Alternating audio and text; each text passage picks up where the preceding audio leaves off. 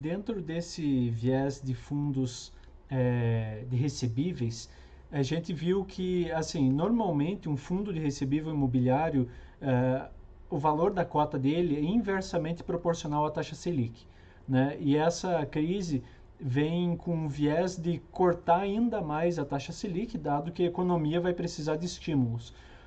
O que seria contraditório com o que aconteceu na indústria de fundos, principalmente na indústria de fundos de CRI, né? Então, uma pergunta que eu acho que é muito importante a gente fazer é como que essa curva de juros de curto prazo que vem caindo e como a curva de juros de mais longo prazo, que está um pouco mais alta por um viés de que lá na frente, estruturalmente, presume-se que o juro brasileiro tem que ser mais alto comparado ao atual para justificar o risco.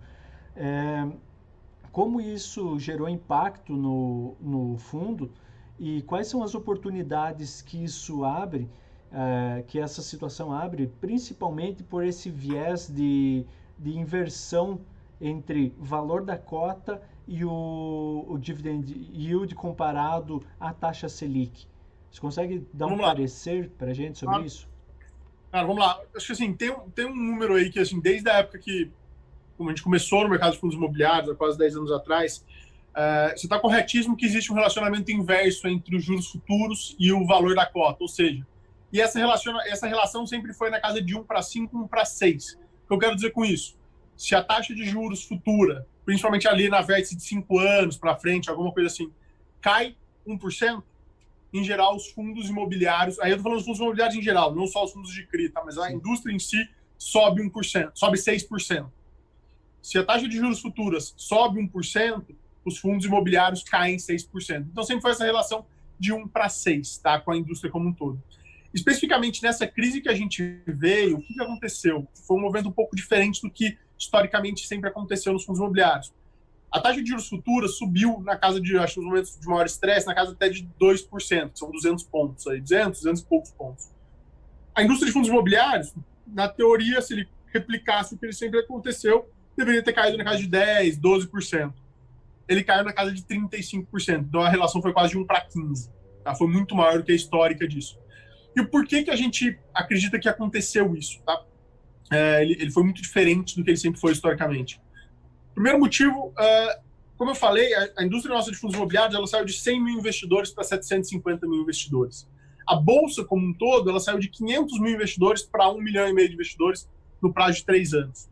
E por que eu reforço isso? Tem muito investidor novo no mercado. Tem muito investidor que nunca... E nesses 3 anos, foi onde teve esse crescimento mais intenso, só teve alta. A gente Exato. pegou pouco, a gente teve pouca volatilidade. É a época Então que tem muito tijolo investidor que voa, né? tem muito investidor que não está acostumado com isso, nunca viu isso, nunca viu essa situação. Então acaba sendo quase como um processo de aprendizagem também, de evolução do nosso mercado de capitais como um todo, que é muito pequeno, ainda é pequeno, mas está crescendo.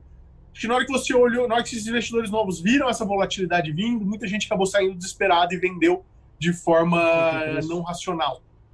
Acabou desesperado. Então, por isso que a gente acredita que boa parte dessa queda adicional que aconteceu, além do que seria o normal, por assim dizer, foi um pouco de exagero. Tá? Então, sempre teve essa relação entre juros e fundo imobiliário, faz todo sentido essa relação inversa, porque os juros futuros é o custo de oportunidade que a gente tem. Então, quando você tem um custo caindo, o ativo começa a se valorizar. Então, sempre teve esse relacionamento. Então, mas nesse momento, essa relação foi muito intensificada. O que a gente entendeu que foi exagerado. Tá? Por isso até que foi a nossa estratégia que eu te comentei de entrar comprando fundos imobiliários para aproveitar. O fundo imobiliário de CRI, especificamente, por que na nossa opinião, ele sempre tem uma volatilidade muito menor? Porque ele tem uma dinâmica muito própria quando você compara ele com os outros fundos imobiliários, que é o quê? Fluxo de caixa. Os fundos de CRI, eles têm um nível de fluxo de caixa muito maior do que os outros fundos imobiliários. Por que disso? O fundo de CRI nada mais é que um fundo de dívida. E o fluxo de caixa da dívida é sempre composta por duas coisas, juros e amortização. Então, as dívidas pagam recorrentemente os juros de volta para o fundo e pagam também a amortização. Então, o fundo está recorrentemente reinvestindo esse capital. Tá? Então, o fundo imobiliário de CRI, ele acaba, como ele está sempre recebendo amortização, ele está sempre precisando fazer novos reinvestimentos, ele acaba tendo um acompanhamento um pouco mais próximo dos juros, do como está o mercado naquele momento. Então, se o mercado começa a estar com juros mais altos, o fundo imobiliário do CRI consegue reinvestir com juros melhores, com retornos melhores. Enquanto um fundo de shopping, ele não tem muito o que fazer, porque ele não vai vender o shopping e comprar um outro shopping mais barato.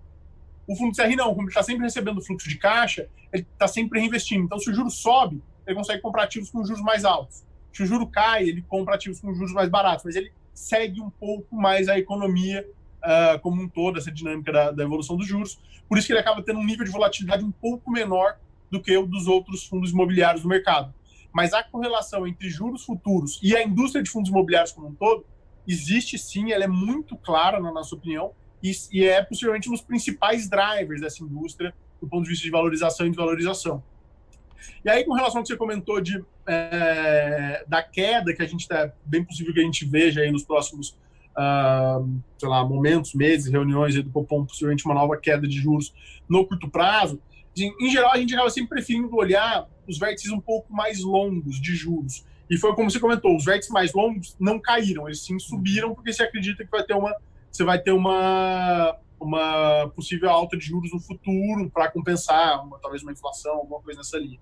Então, os vértices mais longos de juros não cederam.